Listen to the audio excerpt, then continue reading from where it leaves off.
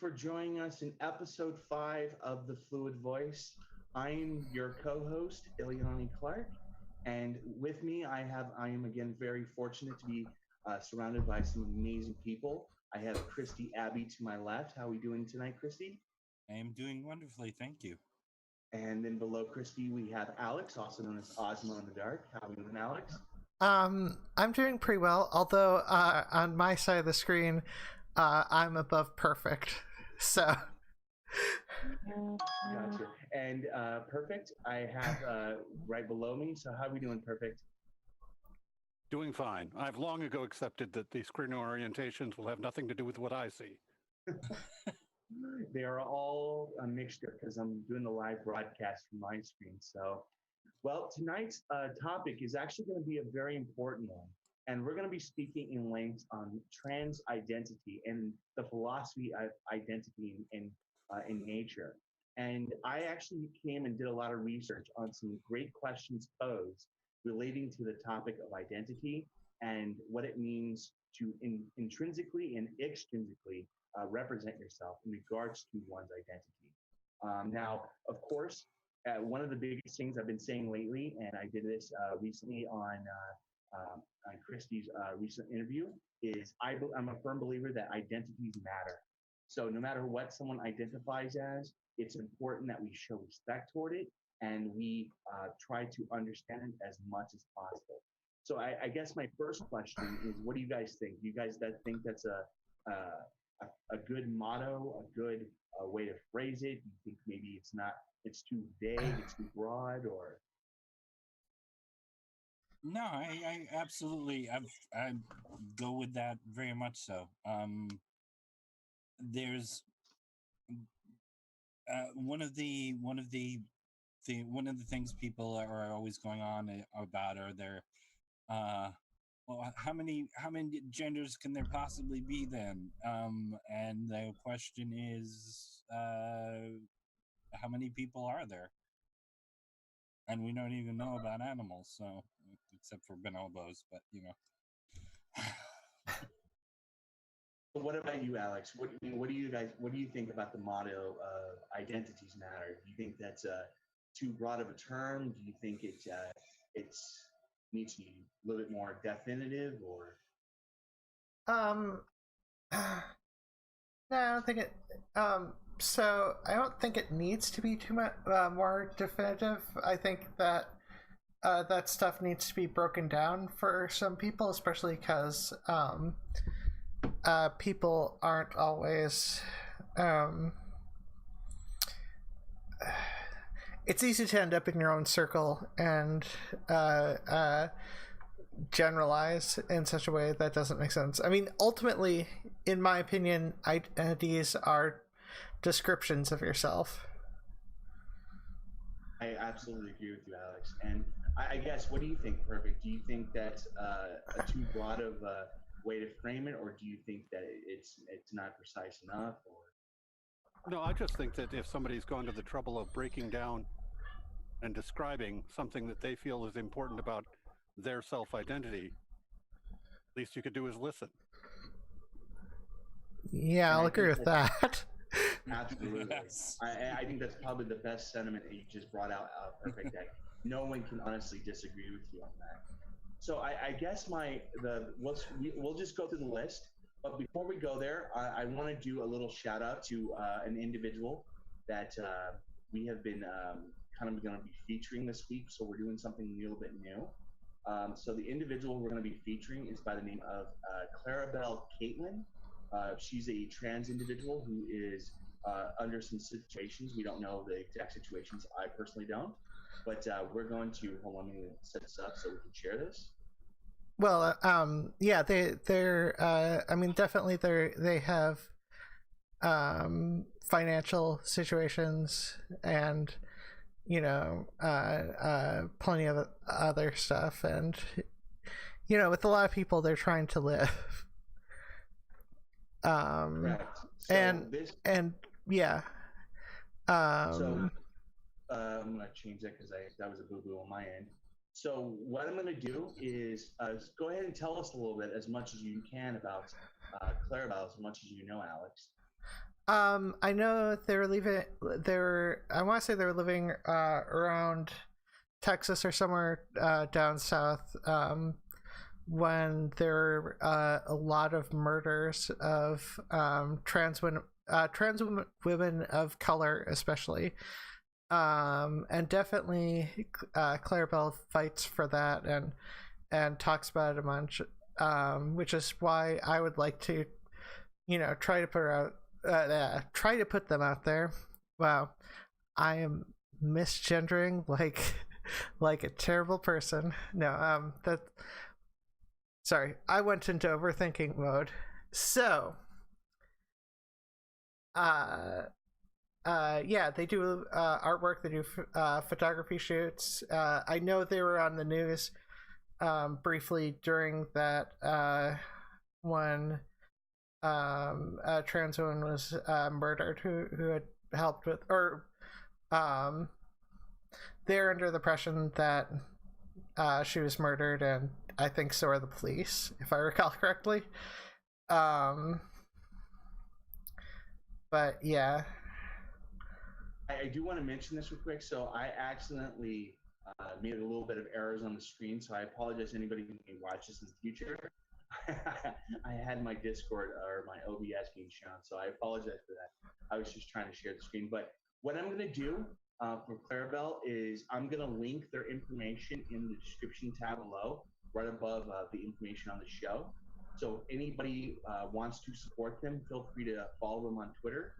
They also have a Patreon. They do artwork. Alex, what type of art do they do? You mentioned that. They do a lot of photography. It is like the main thing that they do. They have a real passion for it, and ideally they get ideally if they can get more than just scraps, that would be good. Sorry, that's another story. I'm not going into that. I understand, Alex. And like I said, we'll be more than happy to share this information. Again, I apologize for the errors. I don't know what's going on with my OBS tonight. It is being a little bit buggy, but hopefully we'll get it situated and we'll fix it here pretty soon. So give me 1 second, guys.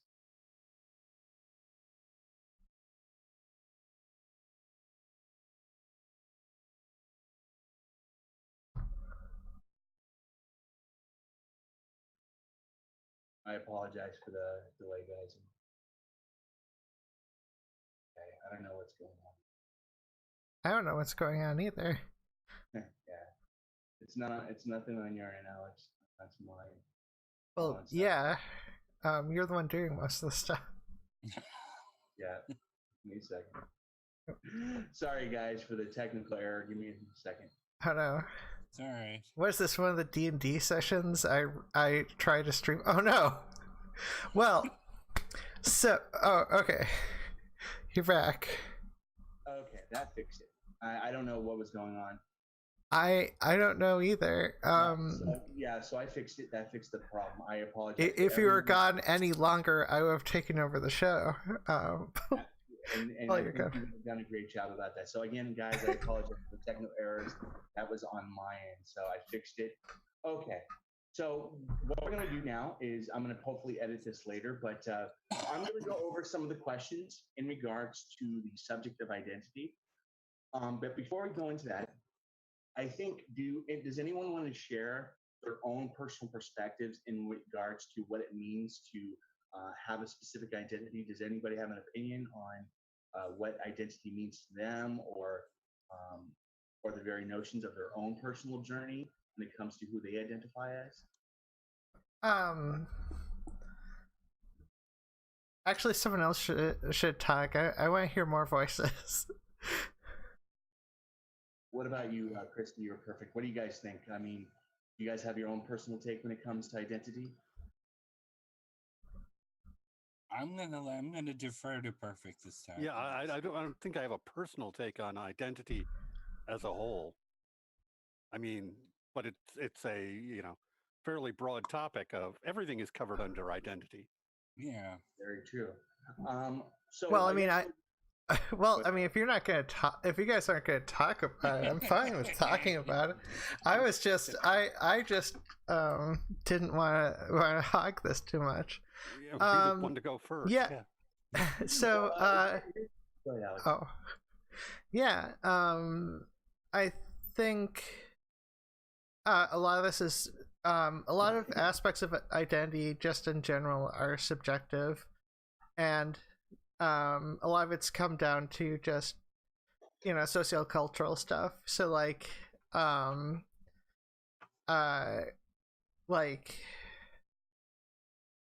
we obviously most people identify as people. We've made that decision. There's nothing there's nothing inherent about being a person.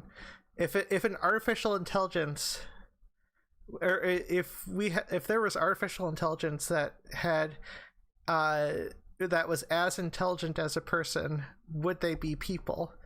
And the fact that that's not an easy question for people to answer always really shows how cultural this stuff is. And gender is also very cultural. And I was gonna, if I can just add to that, and I actually agree with you highly on this, because if you look at the actual trends of what has been defined, for example, on the concept of identity of gender, each culture has its own intrinsic definition of what it means to be a specific gender. If you look at certain Native American tribes, they actually had concepts of a third gender for centuries. Yet the same standard of identity there does not coincide with, for example, the concept of eunuchs in China. You know what I mean? And there's a whole slew of books relating to the concepts of different cultures' concepts of identity. And I welcome everyone, if they ever get a chance, to just kind of go over it and look over that information themselves. But I guess, Christy, Perfict, do you guys have any takes until we move on to the questions? If you're talking about gender identity in specifically, I mean, when we get I mean, more in a great broad way, we get a sense of identity apart from other people's identity. Like, the world doesn't revolve around us. Around, I guess, 1.5, and once we start getting that, we have your gender comes in somewhere in 3 and 4. I don't subscribe to. It's not. I don't subscribe to. I haven't wrapped my head around gender being just a social construct, because to me, there's a lot of physical things that have to do with gender for me. So. But okay, I would say that part of that is the part of identity where it's how you want to be. God damn it.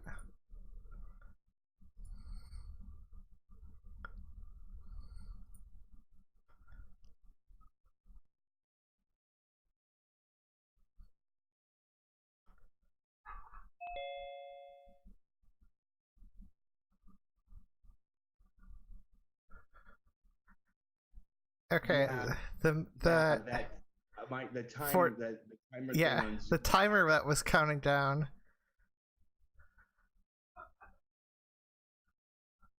That's annoying. Fuck Zoom. Yeah, for it to, like, you might have to pay for it to work well. I have no idea. No, because it said that for free versions. Yeah, that's annoying. 40-minute countdown. For monthly paid versions, it's for the lowest paid version, it's like 24 hours is the max amount of meeting time. Yeah. Hold on a second. Well, how am I doing? Good. Good. This is one of those things where Yeah. Yeah, so I'm going to start. We're going to start over because nobody was watching anyway. So we're just going to do it. Go ahead, Alex. What were you going to say? Oh. Well, I mean, there's at least one or two people watching on my end. But anyways. Okay, so Yeah, we're going to so- start over for the sake of Let's this. just keep. I apologize. Oh, yeah, hold on a second, guys. I hate. It once you've used Zoom a couple of times, like I said, it will reset you to forever, and I've already done slightly over 50 hours on it, so Yeah, that's Okay, weird. Now, so real quick, guys. I apologize for the live stream getting cut off there.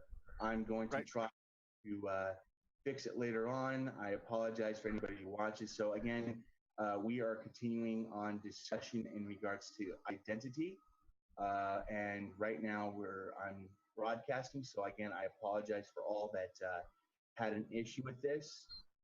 Give me 1 second, make sure everything's good. Yeah, so we're currently using a program called Zoom, and unfortunately, we ran out of time on my end, which is kind of an annoying thing, but it is what it is. Is everyone seeing it live on their end? Give me 1 second. yeah. Yeah. It helps. I am. Give me 1 second. 1 second, I need to deal with this. Yeah, so I apologize, everyone. So I'm going to try to fix this real quick. Okay, it looks like we are live. Why is the chat disabled? What do you mean? Never mind, that doesn't matter. People can. There's a chat's disabled for the live stream. Okay. On your YouTube? Yeah, on the YouTube. Never mind. Matter. People can. Weird. Well, everything's working fine on my end, so like. Give me a second. Yeah, I have no idea what is going on, so I apologize sincerely. Minus the Zoom issue that still happened. So again, I apologize for anybody who's watching. Again, we're speaking on identity. So what we're going to do now is we're going to move on to the discussion. What I'm going to do later on is I'm going to download the actual broadcast, edit it, and then we upload it later on. So we can just continue on. Okay, guys? Yeah, that'd be great. And it's under documents. Well, since we're doing a pre-show all of a sudden, which is fine. It'll be under documents and in a separate folder under Zoom. Yeah, I got it. So okay. no, I'm actually streaming it right now, and after it finishes streaming, I'm gonna download the stream and then re-upload it and delete the original stream. So I'll take care of it on mine. Don't worry about it, guys. So going back into the questions, I apologize for everyone who's watching. So here we've got this situated hopefully now. So we're going to go into the questions now on the notions of identity. So the very first question that is approached is, how can I maintain integrity when requested to use gender pronouns, yet still I am still accustomed to prior pronouns? That's the first question. I think some of these questions are posed by people who maybe aren't familiar when it comes to gender identity or identity in general. So again, these are where the questions are coming from.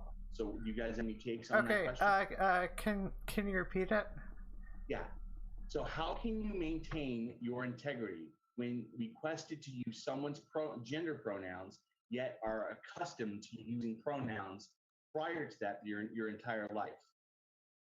So let me rephrase it. If you had, for example, a relative or someone that you're familiar with, someone you've known your entire life, and you are used to using certain pronouns their entire life, and then all of a sudden they have changed their pronouns, they've changed their identity. What is a good way for a person who is facing this issue possibly to get accustomed to this new person's pronouns. Does that make sense? It does make sense, and let me just reframe it in my own answer, because my answer will be my answer will be short. I don't understand not being able to do this. It's one of those things where I switch over in my head so quickly that it doesn't even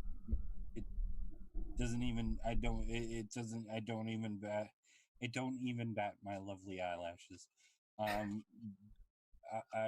have told the story before where there's somebody I've known for 30 years, and I was introduced to her under one name in a group session, and I didn't, and she's like, why is, did I do something wrong, or why is she not recognizing me?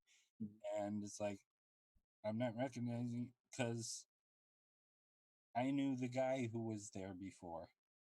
And it's I just switched over in my head, so this is the person I'm meeting for the first time, and I didn't even recognize you as anything other than who you are now. Mm-hmm. So I have no idea. I would love an answer to this question, because my brother called me for the first time since I came out yesterday and kept calling me, well, you're my brother, you're my brother, you're my brother. And I'm like, yeah, see, I have a similar situation with my own family. Like my mom, I've talked to her about my situation, and I had a kind of a club that happened. I want to be very clear. My mom's very understanding. So is my stepdad. They're the most amazing people I know in my life. They're the reasons why I can go through what I'm doing.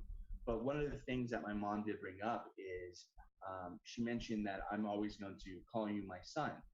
That was brought up. And this is the reason why this person posed a question. So I guess a better way of putting it is, what do you guys think? What is a good answer or a good method we can try to convey to these individuals that don't understand, that may have these troubles in regards to someone's pronouns? Maybe they're not malicious, maybe they're not misgendering or being disrespectful to your identity intentionally. Maybe they just have a hard time. And again, I'm not asking these questions myself. These are the questions that are posted on this philosophical exchange. So what do you think would be a good answer to this individual? Try or Perfict? Well, Alex? I'm happy to try weighing in a little bit. Of course, please. Yeah. Okay, but there's something to be said for your mom saying, well, you're my son. But you can say, look, I will always be your baby. Mm-hmm. Okay? But you have to understand that, in a way, there's a part of me I never really was your son. It was never really part. And I've discovered that now. That's something I've found out. And you can share that if that's how you feel. Not everybody does feel that way. There are people who do feel that they were, yes, those are pictures of me when I was a boy. And I was that then, but I'm not that now. And that's how they feel about it. And that can make it kind of confusing over the thing, but you get used to it. What gender to be referring to them at in those situations, if you understand, referencing a photograph. Go ahead, Christy. Or go ahead, Alex. I'm sorry. Yeah. So, I mean, yeah, I think it's been described pretty well. I think, just in general, I mean, it is work for some people. Like because they have a habit, and just like any habit, it takes effort to break it. And I think it's one of those things where you have to realize, even if it's not important to you, it's important to them. Yeah, that's all I got. Do you have any last bit, Christy? And until we go to the next question. Yeah. What I was just thinking is when somebody comes, an actor or somebody in a park playing a role, takes off their costume. You don't continue to call them by the costume they wore. And I wore this costume for a long time, and calling me by that just isn't me. And I guess at the end of the day, it's just good for me. And this is my own own take, but I think like in the end of the day, that my mom, she accepts who I am. She says it all the time, and I think it's just more of an issue in regards to just a custom of doing something over and over again for years. You know what I mean? My mom's 63, and this doesn't mean it's an excuse, but I think it's primarily the issue is my mom's so accustomed to her mannerisms that it's just going to have to be something that's going to just take time for her to get used to change. I don't know. Maybe I'm wrong on that, but I don't know. I mean, as long as you're good with it. It doesn't bug me. I mean, it does bug me, but for me, it's my mom. I mean, there's rational reasons why a person like my mom would do this. It would be hard for them to change their mannerisms. Again, it doesn't mean that I'm not, it's not something I accept, but it's something I do completely understand. You know what I mean? And she's not doing it maliciously. That's a clear distinction. Well, yeah. I was just randomly thinking about the fact that people do that with actors sometimes, where they're like, they're this character name, and that's all they are. Yeah, this character. Yeah. So that's why I was thinking like the grimace at McDonald Land instead of when David Bowie died, it ticked me off a little bit that this should have been a hint. This should have been a hint I was coming after him. It ticked me off a little bit how many Major Toms or Ziggy Stardust were in calling him Major Tom or Ziggy Stardust in the headline. It's David Jones Jr. If you really wanted to go nuts, but. Well, so here's the next question, and this is going to be kind of a floozy, or kind of a odd question. A floozy. Not floozy, or a little bit of an off question.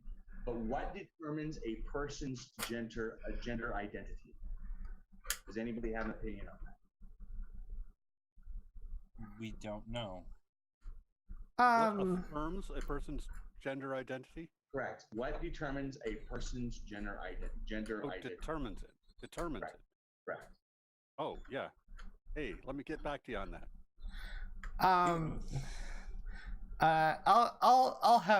I'll make a take on this. So people have a variety of associations between what it means to be particular genders, and people are just essentially guessing based off the loose associations they've heard throughout their life, and coming up with the best description they have. I don't know. What about you, Christy?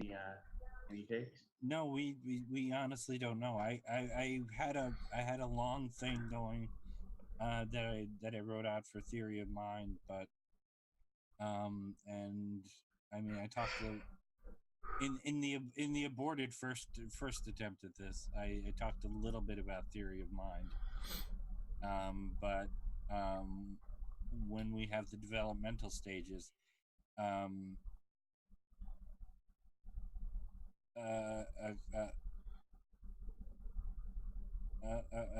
child will realize what their gender is, or wait till 32 or 33, which is what a lot of people do.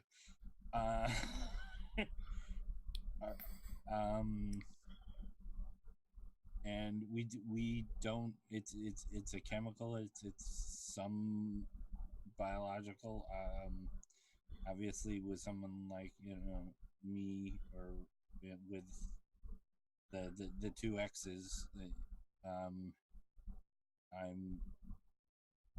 there's a large chance of one of, if I have more than one kid, which 19 years apart I did,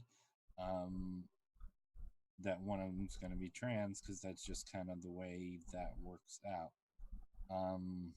But even then, they're not sure why. So would it be fair to say that everyone agrees that to answer this question in the fairest and broadest way, it's completely subjective? Is that pretty fair? Does everyone agree with that? It's not that either. That's the problem. Well, I mean, but I mean that's partially because of our. I mean we're not going to be able to find a outside perspective to measure or whatnot related to that, because so much of our culture, gender has been made into an important factor. So there isn't a control, or I mean there are controls out there, but I don't think whatever small areas of the country that where gender is not a bit, where gender is less of a factor, that they're going to accept a scientific study related to that. And like so it's really hard to make a declaration. Christy? I'm still here. Sorry, I need to go off. I need to go off screen for a second. I'm still here though. My headphones are still on. Okay. I was just making sure everything was all right. Anyways, yeah, I don't think there's a good way to make that determination outside the cultural aspects that we do know exist, because otherwise every culture would have the same views of gender, and that's not the case. And you're absolutely right, Alex. And I guess to me, when I say it's subjective, is it's subjective due to the circumstances. And I agree with Christy as well. It's not always subjective either, because who you are is innate to who you are. But when it comes to external forces, I guess the best way I can answer this, I guess the answer is we don't know. I guess that's something for deeper philosophers to kind of go into. Wouldn't you guys agree? Well, yeah, but they're too busy hitting each other with trolleys. That was just for Perfict. I hope you got it. I'm not sure. the trolley problem, Yes. Oh, so gotcha with trolleys. I thought you said Charlie's. Yeah. Let's just move on to the next question, because that's a kind of a broad question to ask. But again, I'm going down this list. So this question could be a little bit more maybe simpler for people to ask or answer. Is the permanent self still attainable? So another way of phrasing this is someone's identity static, or is it dynamic? Or maybe is it both? Well, there might be essences of a personality that would exist from start to finish, from birth to death. I don't think the idea of a birth to death personality has been something that really philosophy has dealt with any seriousness in a very long time, if possibly ever. Valid point, Perfect. Christy, Alex, do you guys have any opinions on that question? I mean, I think the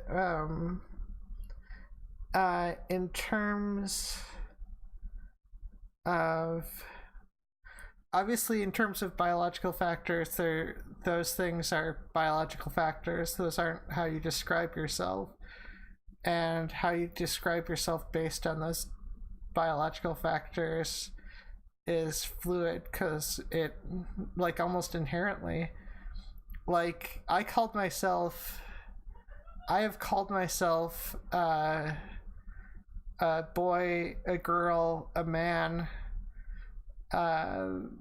non-binary, like, and so, like, not even that has been said. I've called myself smart, I've called myself stupid. People have called me smart, people have called me stupid. Like, I don't know what exactly about identity outside of the biological factors influencing the emotions related to it. It's not like,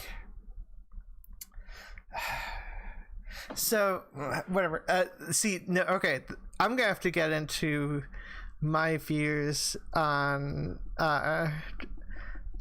gender dysphoria and a lot of other factors before that's going to be a good discussion. Please continue, Alex. What? Go ahead and continue. I said that would actually be a good thing. I'd like to see. Okay, so obviously there's the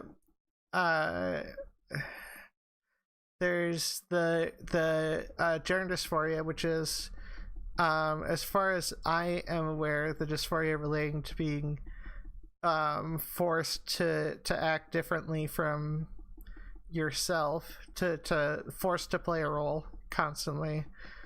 And then there's the physical dysphoria related to the distress about biological factors not seeming like they're a part of your body. And then there are euphoria aspects that have been described, although once again it might be the same feeling almost, and it's just their baseline might just be dysphoria. But that's my view, and hopefully I don't accidentally fall hard into transmedicalism like I did back shortly after high school, when Susan's place was the only place I could find. Well, Alex, we have a couple of we have an individual here, and I'm going to read their comment, and it's a gender critical type of comment. So their comment, yeah, but if you were born a man, you're a man. End of. Whatever you think you are, whatever you think you can, think that it changes nothing. What's your guys' comments on that person? Oh, they can go fuck themselves. I mean, harsh.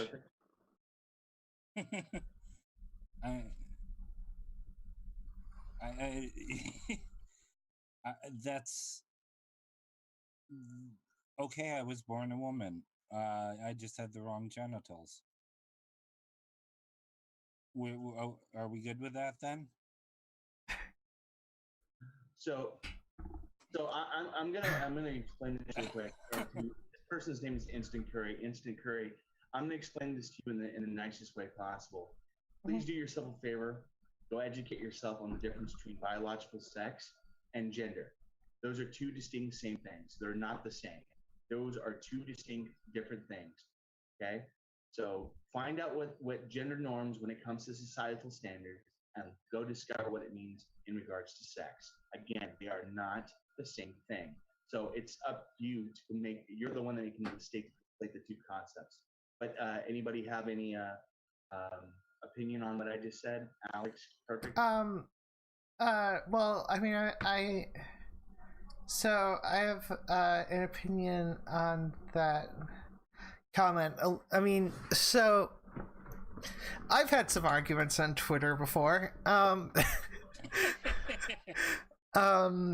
So in general, a lot of times when that occurs,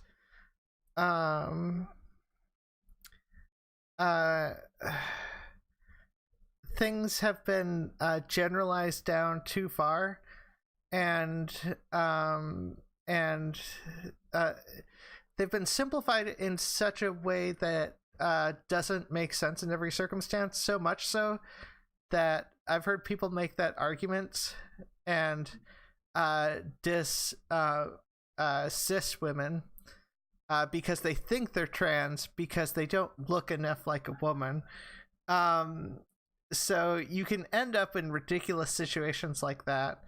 I know several Olympians were also treated that way, and it just there seems to be a lot of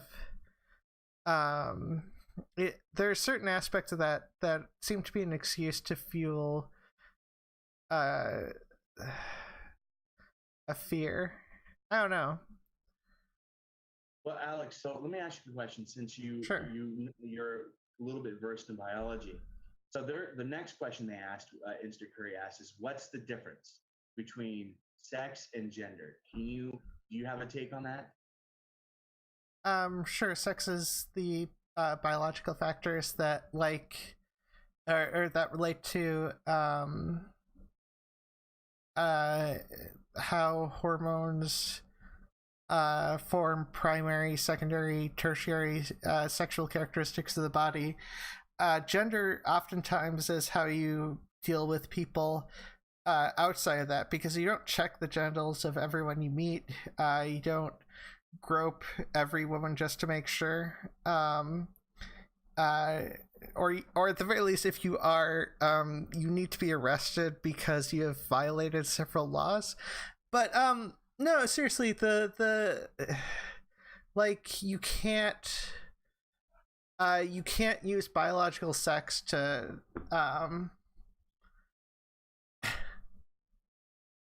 determine the gender of people. It's not a guaranteed method. Perfect. And Christy, do you guys have any takes on this so far? Yeah, it's not a terrible metric, but it'd be a very poor tool. Yeah. I apologize a little bit for just slamming out on that. I mean, I've taken it on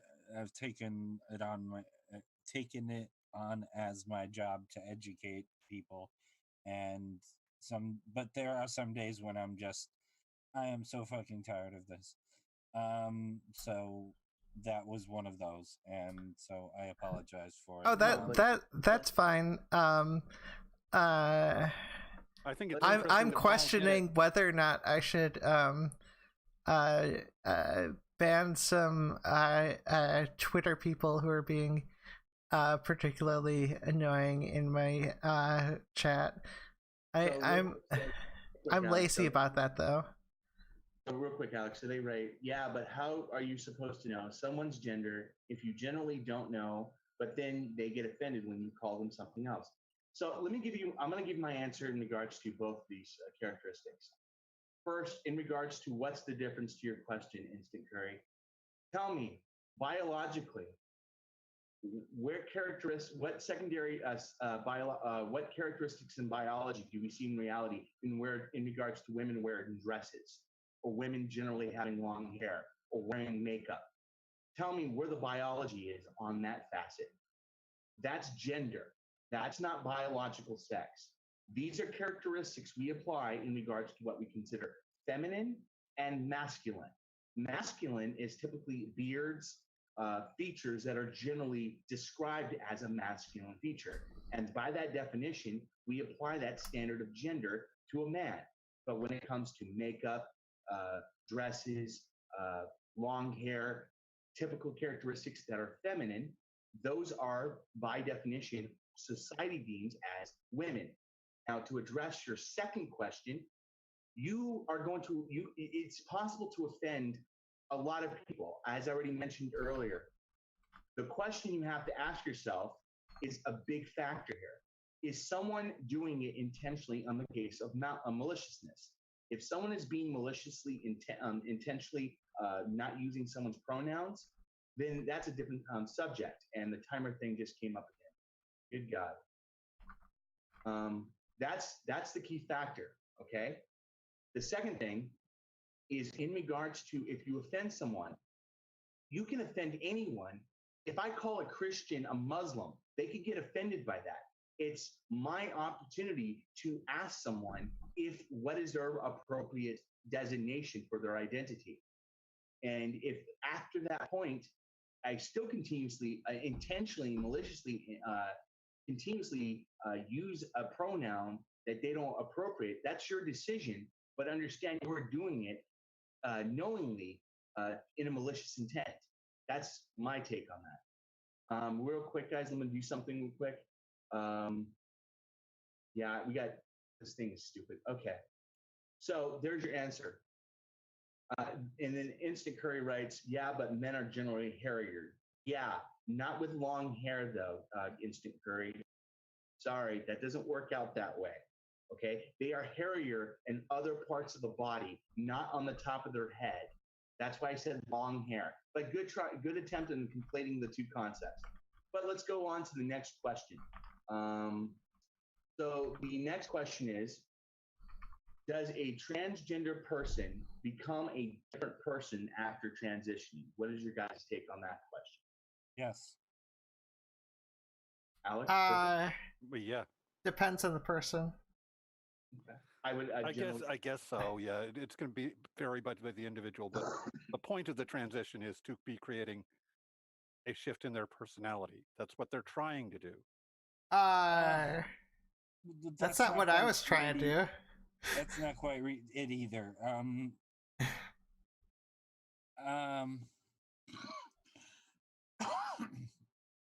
One of the things I said very early on was that, well, I'm still the same person, and the interesting thing is, a trans person I got to know said, well, you'll get over that soon enough. And it's true. I am not the same person I used to be, and I live in the same situation in the same household. So I mean, I'm sorry. They are reacting to me in the same way as I was. And it's frustrating because there's so much of me that changed when I changed. I wrote a song very early on called "I'm Still Me" that I wrote called "I'm Still Me." I said I'm gonna take the stand, and somebody heard that, and one of my trans band members heard it, and she said, "Yeah, you'll see." And yet, like, I don't know, maybe I'm just more stubborn about this. I mean, ultimately, like, year to year, I'm a different person. I'm a different person than 2 years ago, when I was hit by the car, because I made the decision to try to be myself more. But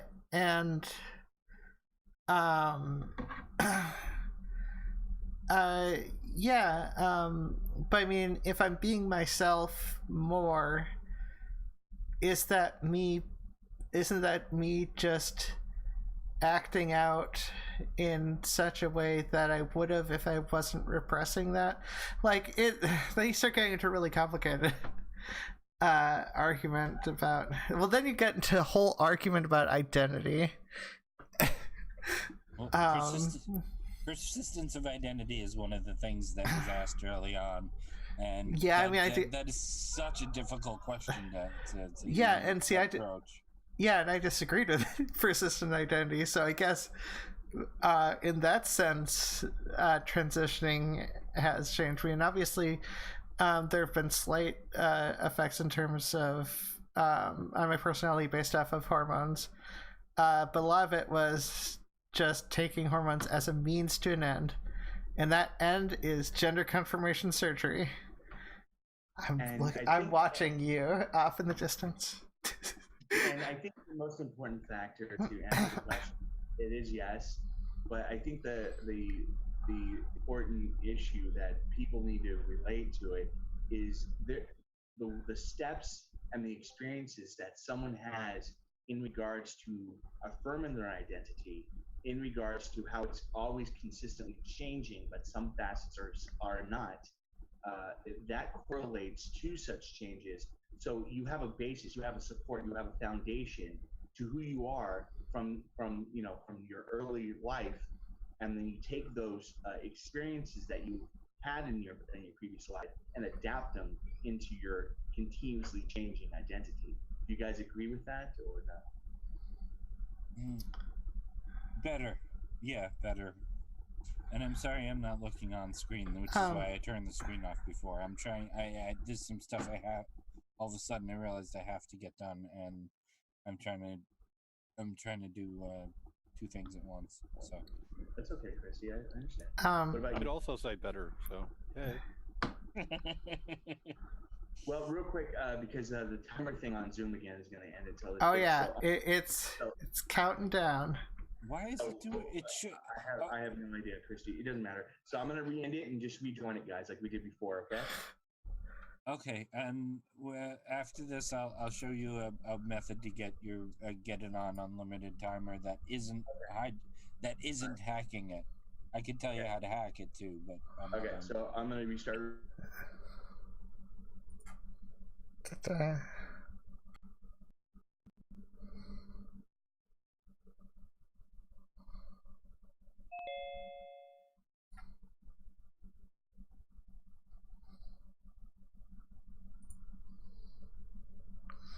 Hello. I've Welcome back. yeah, you started to mention you're going to end it, so I just went right to I didn't end it. I just finding links. I just restarted the meeting. All they have to Well, do yeah. is join. Well, yeah. Hello, Perfict. Fancy meeting you all here. Yeah, funny that. As I said to everyone watching, we're using Zoom and they have some weird options on here. We've only been using this for the last couple of weeks, so we're going to be changing some stuff around for Christy to come back. Yeah, I don't know. Yeah, I would like to understand Zoom a little bit better to, potentially. Oh, hey, Christy. Now I'm above you instead of Perfict on my screen. Yeah, we're doing Ring Around the Rosies tonight, guys, so I apologize again. So, anyways, we're going to continue on what we're talking about. So, Instant Curry's back on, and he asked another question. What is our opinions on children changing genders? What's your guys' opinions on that?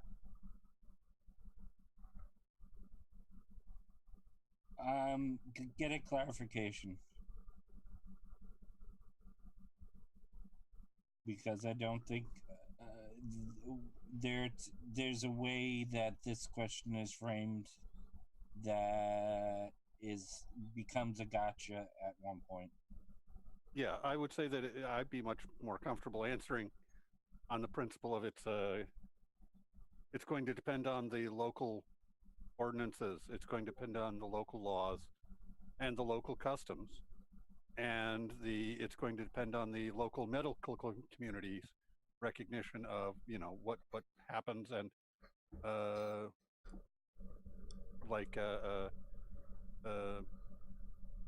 puberty blockers and things like that, which can put off a decision for a while.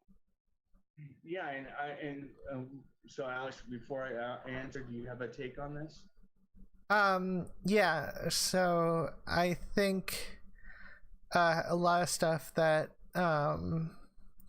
gets conflated with regards to this. So obviously, children don't medically change their physiology until age 12 or 10. Fuck, I forgot the year. I'm not as aware of puberty blockers in terms of what age is prescribed, but I don't know enough either. It involves I know there's a minimum of a year of screening, which means numerous psychological visits, and anything before that is just going to be in terms of wearing clothes and how the child identifies. Oh, puberty blockers are these cool things that they've got, which basically they can put your puberty into suspension. It does not proceed. None of the advents proceed Yeah, I until know. later when they drop the puberty blockers, and then it just seems to happen extra fast, and there's no real consequence. And going with that consensus, here's my take on this. And I kind of generally agree with everyone's standard here. But my answer to this question is very simple. I go with what the scientific consensus says. I'm not an expert, I'm a layman. So as far as my understanding goes, if it is a person or if it's a child that is getting the medical attention that they are required from a psychologist, and they are getting the expertise in this field in the appropriate manner, and it's been demonstrated that this scientifically and medically is what the child requires, then by every standard, there should be no problem. That's my answer. Because I don't know if anybody disagrees with that take. No. Yeah, no. As far as my understanding goes, scientifically, medically, I don't know the new complete nuances. I don't know if it's what effects it has. I can't say if the effects are negative or positive. I don't know, because again, I'm not a medical professional. From everything I've seen, obviously, I don't think it's not like. I mean, any potential negative consequence depends on the puberty blocker, and even then, it's only if it's taken for more than 5 years, and so it's one of those things where it could just there might be some puberty blockers that aren't as good as other puberty blockers in terms of health, but like that's nitpicky nuance. And real quick, Instant Curry asked again, do you not think the child should be an adult before they're giving hormone stuff and all? So let me answer this real quick. I'm not a medical. It's not hormones. But real quick, hold on, real quick. Let's not even go there. Instant Curry. We may have opinions in regards to our own different positions on this, and I think we generally agree. But I think most of our opinions is we don't know. We're not medical professionals. We are not doctors. We are not endocrinologists. Okay. When for me, I don't know who you are. You're just some individual on the internet. For you to make a determination, for you to make a claim that if we should make this basis as an adult before we they actually seek treatment if they have dysphoria, you don't know that either. You're not a medical professional, as far as my knowledge or as my appearance goes. So when you make a determination, when you make a claim that on the basis of this, when you have no expertise in this field, no offense, I'm going to be blunt, that's pure ignorance. I would say that most of us here would also say that, you guys agree with that consensus, that we're not experts on this? No, but in order to be trans in America, in order to be trans, you have to be at some point. I mean, publicly trans. I mean, you don't have to be an expert, but you have to genuinely know some stuff. No, I think you do need to be an expert to make a claim on what. Oh no, you need to be an expert to make a claim. I just meant to be openly trans. You don't need to be an expert. Yeah, that was my disagreement. I was disagreeing with Christy. No. It was a mild nitpicky disagreement with Christy. But all right. So what did your take, Perfict? Do you have any take on this? Do you agree? Oh, that was pretty well put. Yeah. So they're continuously right. Nah, but you can be yourself without damaging your health. How do you know they're damaging their health, Curry? How do you know that? Again, you're making a claim and with no expertise in this field. So now that you hold on, real quick, Alex. I'm going to address this, and we're going to continue on because this individual's kind of wasting time. If you're going to make state opinion, that's fine. But when you continuously making claims that we're damaging our health, when you are not a medical professional, you are not an expert in this field of either endocrinology or anything that comes to the relation, it's not a double standard at all. He writes double standard. It's not a double standard at all. Okay? The double standard is making a claim like you're doing and stating that this is a fact, that something is damaging your health when you have no idea if you're not an expert in this field.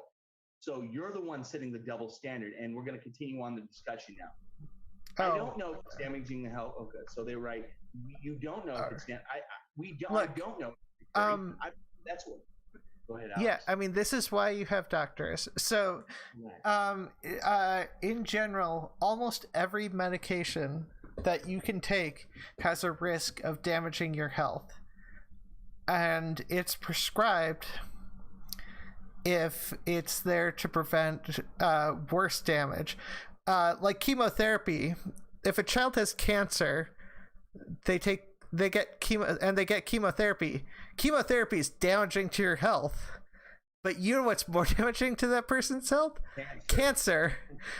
And if you're talking about depression, suicide is more damaging than taking antidepressants.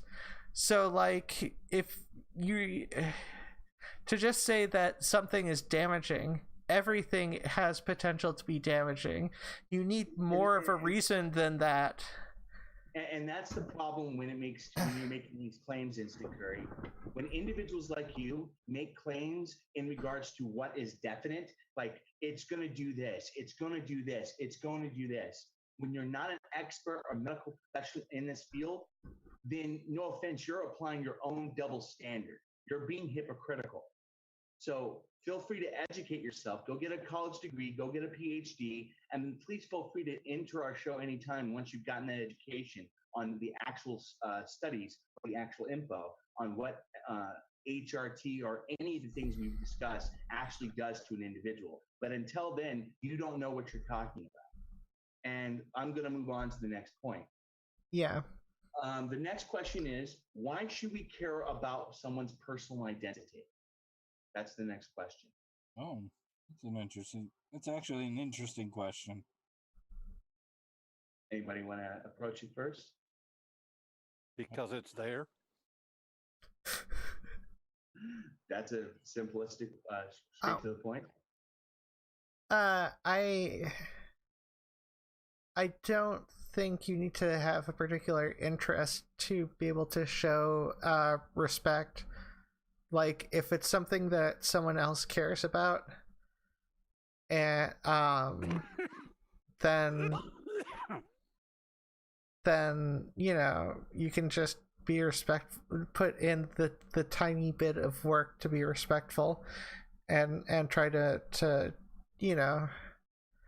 make them happier. Like, you need to have a strong argument for there being a detrimental effect to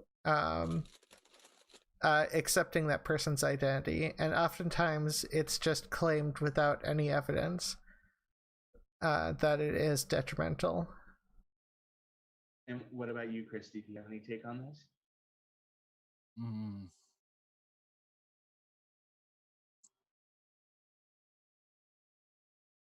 I'm one of those people who knew very, very, very early on, and I had to keep and I'm about to turn 55 in, what time is it now? 3 days. And I came out in 2018. So I actually came out in 1977 or 7. I came out in 1980, 1981, and went back in. And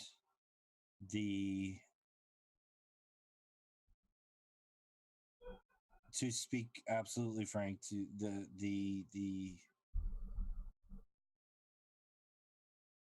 I goddamn wish that there had been puberty blockers. I had gynecomastia, which means I got very large breast development first, and then it went away, and then I had the rest of the stuff. My diary entry, and I've said this on a number of occasions, is my body is trying to fix itself. I have attempted suicide more than 15 times in my life, and not since I started on hormones. Not once. Not even really thought about it. There is so much about transitioning that fixes things. It won't fix. I mean, I'm still bipolar. I'm still a lot of things, but I would have liked to have gone through my life without having to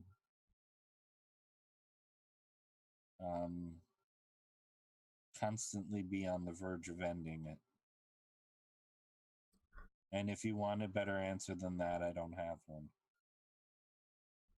And I think that's a pretty good answer because, like I said, for me, my answer to this is that each person's individual experience determines this facet in regards to their identity. And without that experience, without this perception that we see throughout reality, then we can't really truly know who we truly are. Like even I sometimes philosophically go with the question that I don't believe that someone could truly know themselves because we're always consistently changing. It's never static when it comes to a lot of facets when it comes to someone's identity. And because of that factor, accepting that notion, accepting the improbability of ever truly knowing yourself completely is, to me, some people are frightened by that notion, but for me, I find it to be incredibly exhilarating because there's always new things about my personality, new things that I've yet to discover that I may not know now, but I may find out later in my life.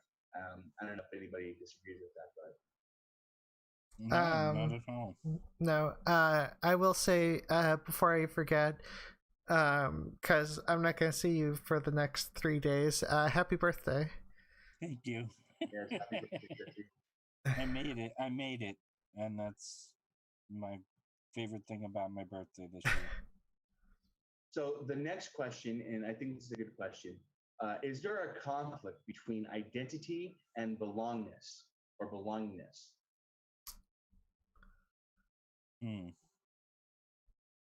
Like when it comes to like us grouping with identities based on identity, is there a conflict between that and the self-identity?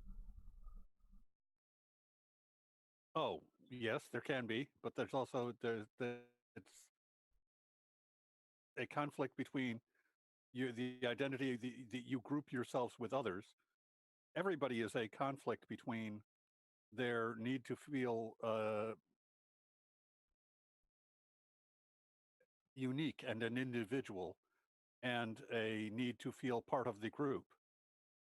Everybody is some compromise amongst those. Yeah. You're the take. What about you, Christy and Alex? Do you guys have any opinions on that? I like it. I like his answer. What about you, Alex? Any I think that no, I think Perfict got like good answer. a good answer. Pretty much stumped us all. Okay. Oh, also, Perfict. You've typed your name as Perfect. That's the way he spells it. Oh, really? No, you didn't put an extra E. Oh, didn't? No, he did put an extra E. Yeah, he did put an extra. It doesn't matter. It's okay. Well, like I said, I'm gonna be uploading this and fixing it later, so I'll take care of it. This is the next question. This is actually a pretty good one. Can identity be an ideology, or could we claim there is such a thing as identity ideology?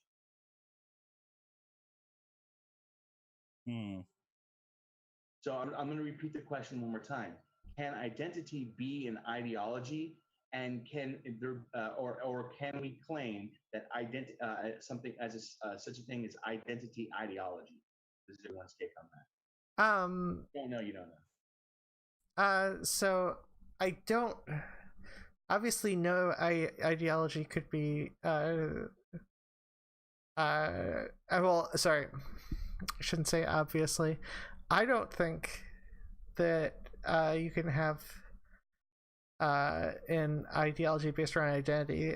I mean, that's sort of like an ideology based on describing yourself, and usually there are a few more factors in. So while you could have an aspect of identity in an ideology, it's weird to describe identity as an ideology. So like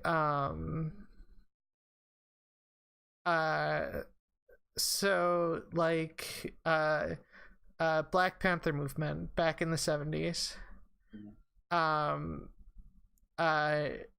That was a movement where identity was a part of their ideology. And that ideology of needing to protect people needing to protect themselves against the police.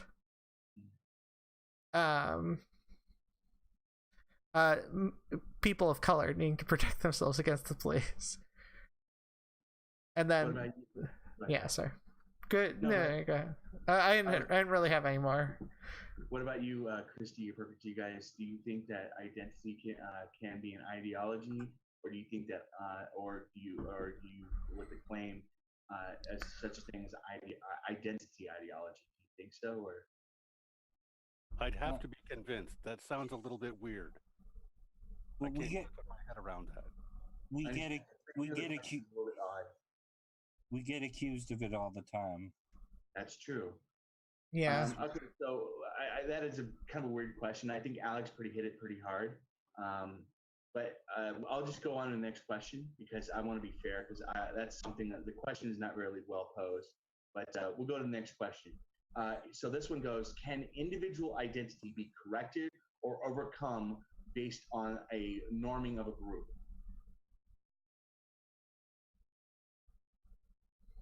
No.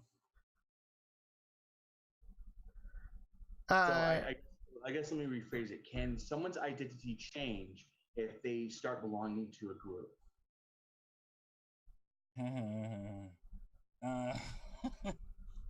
Yes, but it wouldn't always necessarily be a good thing. But it's hard to accept that it also, you have to go, wouldn't necessarily be a bad thing either.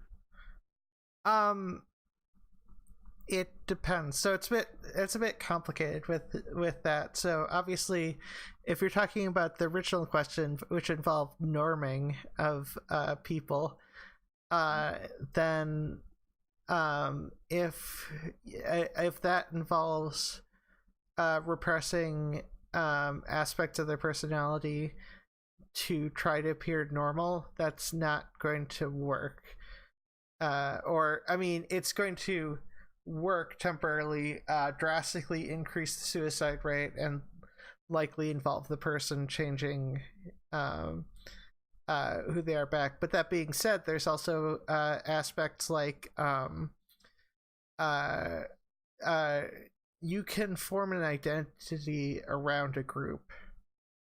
Like if you're in a cult, and I think that's the sort of argument they're trying to that often gets made against people who are transgender, even if they transitioned alone and didn't know anyone in the transgender community, it's still made out to be like some sort of cult.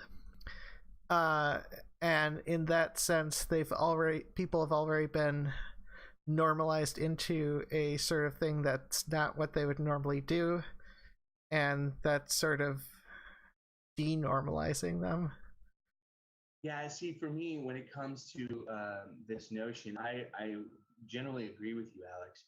And the only thing I would add to that is, for me, identity, going and also ties in with what Perfict's saying. I agree with him, but also I'm going to add something on top of his too. When it comes to someone's identity, there's three different characteristics. there's innate identity, something that you can never change, something that's always going to be a part of you. For example, this is a very bad example, but something that's innate. For example, someone can love chocolate. That's a part of their identity. They can say, I'm a chocolate lover. But, that's a terrible example because people change their tastes all the time. Like, I love eggs now and I hated them like when I was a kid. Like, shit like that happens. But Alex, okay, so let me explain it in a better way. There are certain things that you will always love. You've always loved as a kid. Okay, those things. I'm trying to think of a good example of that, but there are certain things in life that are innate to your identity that are constant. They are never changing. Then there are facets of your identity that are extrinsic. So which means it's coming from some form of outside or external force. And a good example of that is what Perfict mentioned in regards to religion. Religion, you can identify, for example, as a Christian, but I would argue that someone doesn't become a Christian intrinsically. They become a Christian or a religious in a religion based on an external force that convinced them to adapt this identity. So, and then the other facet is there are certain things that are a correlation between both, that you could adapt a portion of your identity that you could have gotten from an outside source, but it's just something that you never knew about yourself. It's like something of self-discovery. And that's kind of where I'm getting at. But does anybody disagree?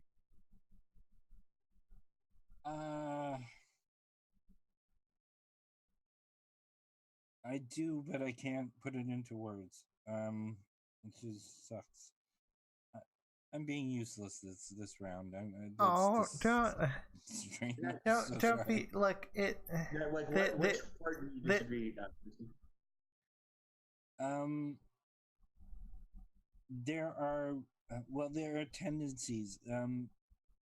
If you are going, when you mention religion specifically, there are certain intrinsic things that will make you more likely to be religious, which are just brain patterns that are more likely to make you religious. So you can't even say that is separated from innate identity. So I make sure so this is maybe something we disagree with. I disagree with you, Christy. Here's why. I'm sorry. Someone's identity in regards to a religious structure, I would easily argue that if you take a child or a baby, they aren't. I've seen this discussion on Twitter a while ago, but people were saying, like, for example, babies are atheists.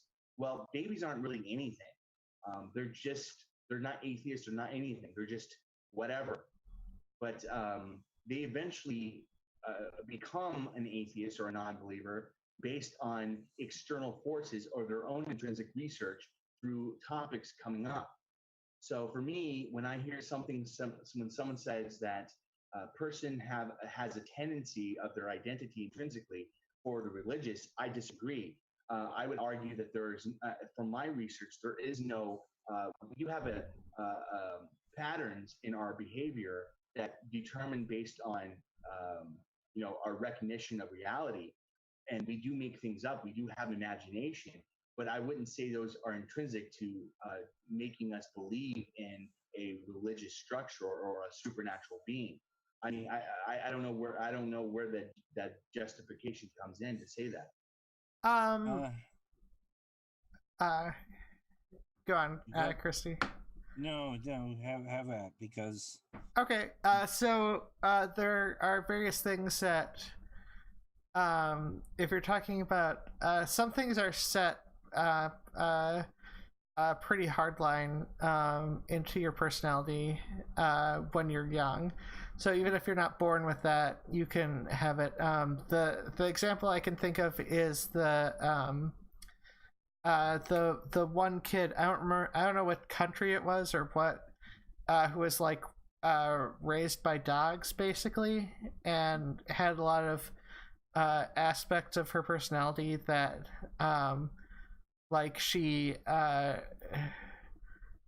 couldn't process reading or like maintain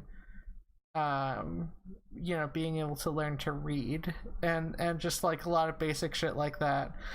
Yeah, I think Germany.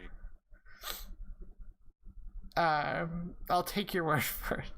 But I don't remember the country. But in that sense, it is it could be possible for certain aspects of your thinking to be drilled in enough as a child to make, at the very least, makes it more difficult. Now, that being said, if you're calling it intrinsic, that implies that it's not changeable, and religion's a lot easier to change than the being raised by dogs thing. Yeah, so the reason why I disagree with the position that Christy put out, and again, I say this respectfully, Christy, I'm not saying that you're wrong, I could be wrong. But the reason why I disagree is if you look at the very characteristics when it comes to the supernatural belief, it's a basis of, when it comes to people making claims of justifications of the supernatural, they are making this based on pure imagination. It's pure notion, pure idea. There is no correlation in reality based on our perceptions of the supernatural. It's purely made up. So for it to be intrinsic, it has to be relatable into regards to that person's perceptions. Yet if someone cannot perceive such a thing in reality, then it's pure imagination. Hence, it does not exist. Well, so if a person were to, let's say, learn based their mental status. Oh, I'm seeing that fucking timer again. Anyways, if their mental status, they didn't like do much corollary stuff, and it tended to learn or learned best specifically by being taught it, then that could be a factor. Yeah, but again, I agree that it's something that they have to be taught or be exposed to. But for it to be intrinsic, for it to be innate into their personality, for it to be something that is always with them ever since they were a child, or even when they were a baby and they were going to grow into it, it would have to be, like, for example, if you put a person on an island and this child was on the island, for it to be considered to be intrinsic, for it to be considered possible without any external force, then you would have to provide ample justification how someone would identify religiously without with purely by just self-reasoning and self-rationalization, and I just don't see that. I really don't. I don't yeah, but I mean that was why but I mean that same argument is why your chocolate example was terrible, because people's tastes change over time, and whether or not you like something isn't intrinsic. It's based on whether or not you've consumed that product before. And if you're on an island with only just coconuts, there's no way that you would have an intrinsic desire for chocolate. I agree, but again, you would have. Okay, so here's a better example. You're right that the example with chocolate is a bad example. We're talking about a notion in reality in regards to something that, again, humans, I would argue, have never perceived. We've seen chocolate, and it's pretty fathomable. If I gave someone a chocolate bar, that they would generally probably like it. Maybe they won't because maybe they're allergic, or maybe they just don't like chocolate. But we've seen chocolate, we've perceived chocolate, we know chocolate exists, we know other people have enjoyed chocolate in some facet. Maybe their parents enjoy chocolate, and they don't. Maybe they'll enjoy chocolate because it's perceivable that their parents enjoyed it. So again, these are correlations that we can do. These are inferences we can do of someone's identity in regards to what they will accept externally from themselves and adapt it into their identity. But unless there is some relatable factor in reality, then that means that it's not intrinsic. It's extrinsic because they have to be exposed to it in some way, not intrinsic to themselves. Does that make sense? I mean, does anybody disagree? Well, I mean, religion had to have been formed at some point. Correct, but it was based purely on someone else sharing their notion to someone else. It wasn't intrinsic to themselves at all times. Unfortunately, there is a I mean, to get into it would be really, really, really, really long. Well, we can go into it in a different time. So we can actually do a future episode when we talk about religiosity or religion with when it comes to the trans community. So we can go to that in a different episode if you want, Chris. We can hit that up in another time. Okay, that'd be good. But I'll let you. I didn't get a chance to make sure everyone. But do you have any take on this, Perfict, or? Nope, I'm solid. You guys are doing a good discussion. You hardly need me. Okay, so let me see. The next question comes from. What is the? No, that's not a good one. I'm going through this real quick. Give me a second, guys. Let's see if anybody's in the live chat real quick. Oh, nope. We lost Instant Curry. He's gone. Well, I mean, he had to go and learn a bunch, so there was no more time to listen to us. Fair enough. He's clearly off following your mandate. Well, mandate is a strong word. Suggestion. Strong suggestion, yeah. Okay, Still a very strong suggestion. This is an interesting question, so I'm going to try to pose it as best as possible because it's not really good here, but I'm going to try to pose it. If someone says, "If I only don't know myself," isn't that contradictory? That's the question. That's the way he's posing it. So if someone says, "If I only don't know myself," is that a contradictory statement? If I only don't know myself. But real quick, I want to hear Perfict's take on this. What do you think, Perfict? Do you think that's that sounds like a deepity to me. But I mean, if I only don't know myself, you go, well, then there would be lots of other things that you would know, but you wouldn't necessarily know what you don't know. So it all boils down to the same sorts of questions about knowledge. I don't see how it being about yourself would make it special. Yeah, like I said, it's a very interesting question this person posed. But Alex, Christy, do you guys have any take on it? I don't, because I only partially understand it. So.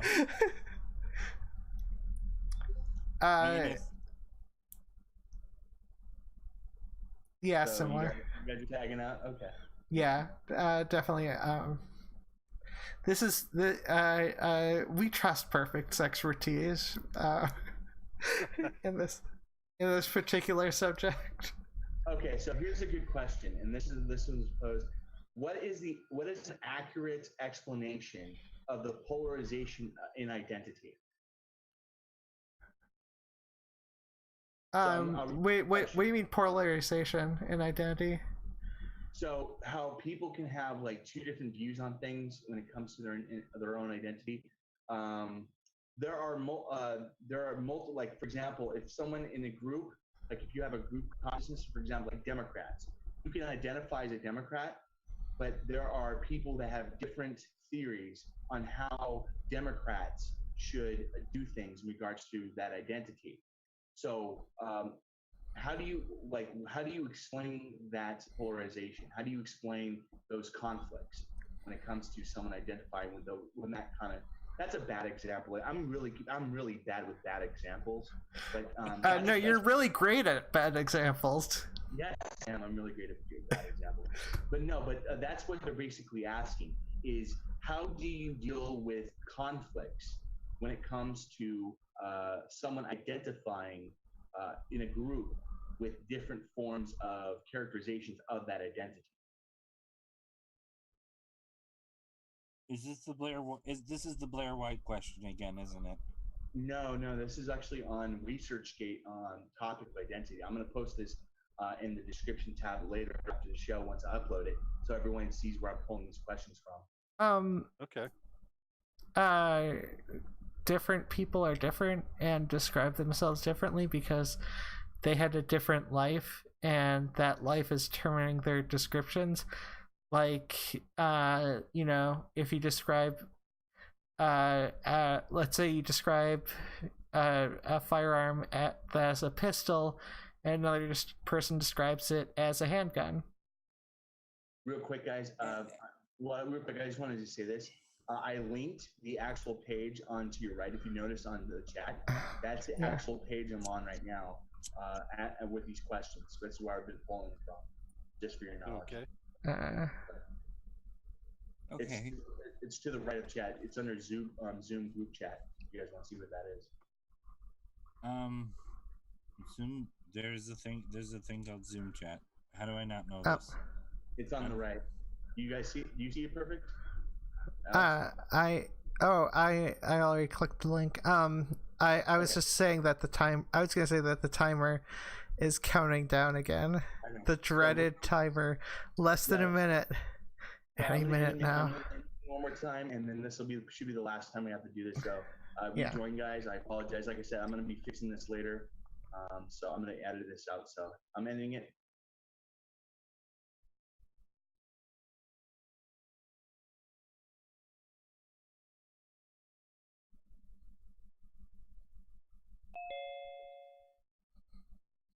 I'm fast with that. Yep. It's all my video game playing. If you check out although I still suck at League of Legends for some reason. Just waiting for Perfict. A friend of mine, Boomclank, had mentioned because he happened to be on my chat. What came to the question about the self, he said would have to be self-aware to ask a question about the self. That's a pretty deep question. Well, I'm glad you solved that. Yes. Like I said, we're just waiting for Christy to get back. Like I said, I'm going to be editing this later, so I'm not too worried about it. And then once Christy gets back, this will be the last. We're on the last 30 here, guys. So thank you for everyone who's watching this live, which we currently don't have it. But thank you for anyone who's on Alex's live stream. I apologize for the technical errors we're in. We're going to try to make sure this doesn't happen later. Again, when this goes live, we're going to be showing this to everyone. And like I said, we're just waiting for Christy to get back in regards to the discussion. Yeah, I don't know where. I don't know how. Maybe that someone's watching right this second, but people have said stuff. People have typed stuff into my chat, so I know someone has, at the very least, watched for a small amount of time. Because I do have a chat. Although a lot of those people I wonder if we lost Chris. Oh no. No. Well, we continue on until we may have lost Christy. So real quick, so guys, we've had this other issues. Okay. Cool. Okay, good. Yep. So this will be the last. We're gonna go on we're gonna do our wrap up. I'm gonna do one more question. And I think this is a great question to ask to kind of wrap this up, and then we'll go into the promotion, and then again. I thank you guys for a great discussion. Let me ask you guys a question quick. So how are you guys liking these questions? Have they been pretty good, or? Yeah, some of the vagaries are a little difficult because they require like hours and hours of answers. And I agree. Trying to keep it short is, but.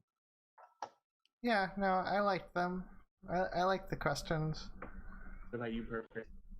Yeah, I've liked the questions. They seem fine. Okay. I would say, sometimes they are a little vague. You're going, what do you mean by that? Yeah, and like I said, I'll link that one more time. It'll be in the description tab, so you can go over the questions. There's some answers there posed here. So this is the last question, and we're going to do the wrap up. The question is, what is the difference between narrative identity and someone's life identity? That's a good question. I don't know what either of those mean. Okay, so let me put it in a better way, Alex. What's the difference between someone's, like, for example, a narrative identity is I tell you a story about a situation that occurred in my life. I'm telling you, like right now, like I told you about my situation with my mom, and that gives you an indication of who that is to me. Like that makes you see who I am and I represent. Then there is your life story in regards to your identity toward the entire whole. So, what's the difference between your identity on the now versus your identity toward the entire whole? Does that make sense? Is that a better way of explaining it? I'm still confused, but someone else can start talking about this, and maybe I'll pick it up. So, I'll try to break it down one more time. So, the difference between narrative identity and life identity, okay? You identify who you are today based on all the things that you've experienced your entire life. Yet you can also identify on temporary occasions based on short-term experiences. So, for example, at one time, I was considered a reactionary. I don't consider myself a reactionary anymore because that's no longer part of my identity. But the things I experienced in the past, in regards to, for example, being I don't know a good example, but it's like certain things in my life that I'm still like I'm a gamer. I'm still a gamer, and does that make sense now, Alex?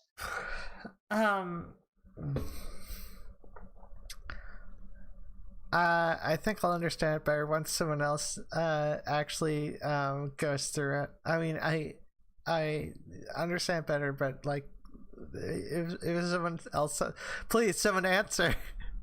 So, perfect, Christy. Do you guys have any take on that? Let Perfict do it first because I'm more curious about his take than mine.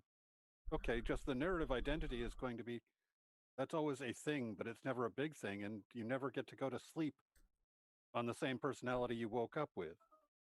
There's always been editing and changing that's gone on during the day. That you did it, other people did it. That you're never quite exactly the same thing, ever. Yeah.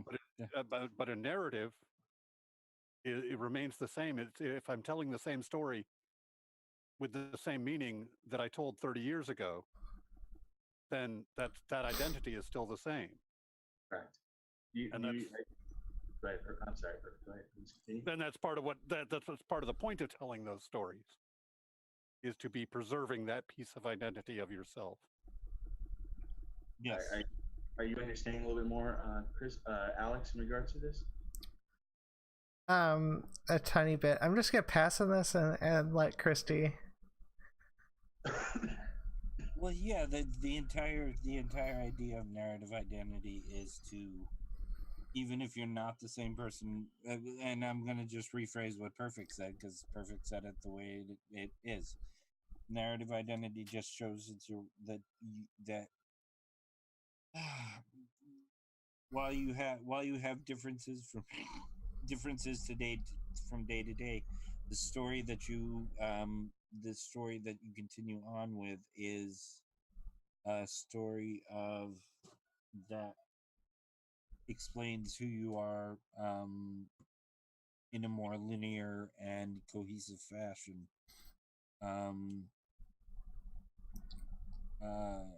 Yeah, let's go with that.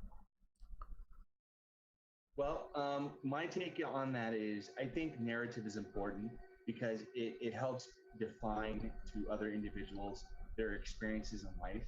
But at the same token, you can't also bypass the very notions that make you who you are in regards to the moment. So, I like Perfect mentioned, and he phrased it in a good way, that it's important that we respect the past, but also remember that these influences of the past don't purely define us who we are today. People probably agree or disagree. Yeah, I like how you polished it up. Yeah, and it's how narrative identity becomes how we got from one place to another. Is also is also another way to put it. Unless I'm wrong, Perfect, and this is one that I'm not. I may not have right, so I just want to double check that I got it. Oh, that sounds good. Okay. Guys, well, I think we've hit up some pretty hard questions in regards to identity. We've talking in lengths about trans identity and different facets of philosophy identity. I want to thank all my co-hosts for joining me tonight. I know this is a new time, and I appreciate the gesture. But as we always do, let's start off with Perfict. Anything going on next week? Usually you don't. I know you still don't have a channel. Is that correct? Nope. Nothing to promote. Gotcha. And what about either Christy or Alex? I guess you guys have anything going on this upcoming week, or do you have any plans? Or it's my birthday Wednesday. Happy birthday, Christy! Everyone, Happy birthday! Christy, happy birthday! Yeah. I guess any plans for your birthday? What's that? Any plans for your birthday? Lauren and I are going out to dinner. Same place we always go when we have an anniversary or something like that. And so this is, I've had to share my birthday first with my mother and then with my child because things work out weird sometimes. But so it's going to be nice to have a small birthday thing, but just me and someone else.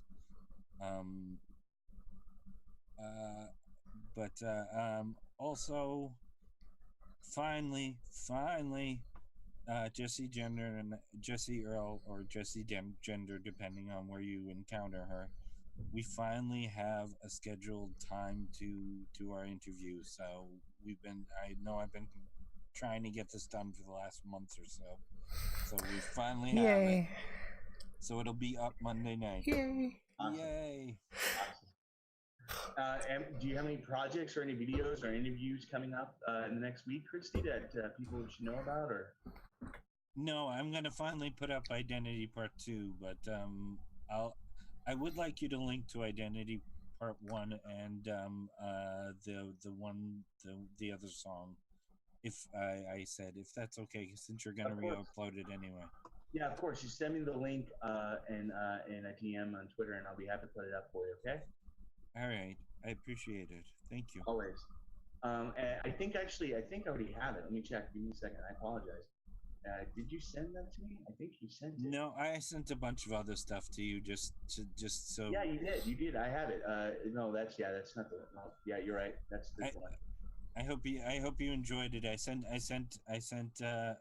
Eliani a bunch of Laura Jane Grace, and because that's what I was like, but you did, yeah. We'll go over this later. But yeah, for sure.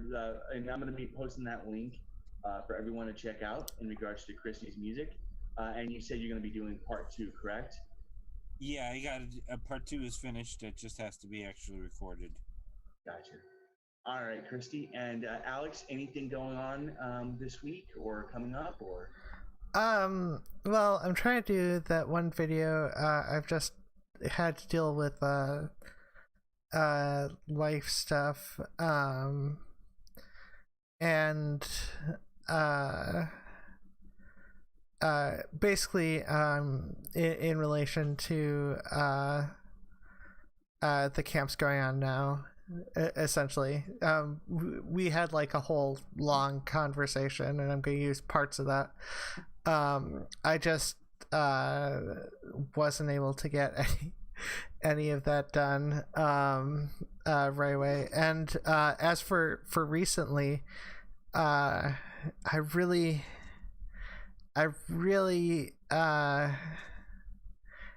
I'm not used to strange Twitch encounters, and by strange Twitch encounters I mean someone saying in my Twitch chat just a couple minutes ago, fuck Jews, I hate Jews, I hate Jews.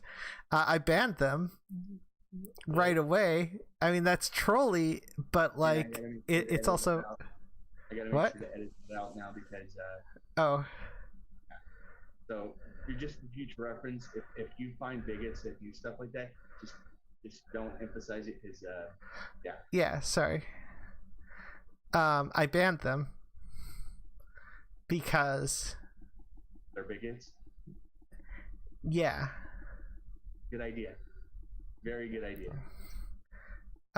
Yeah, sorry. I and That sort of works. But I you didn't really think can't about give them any notice.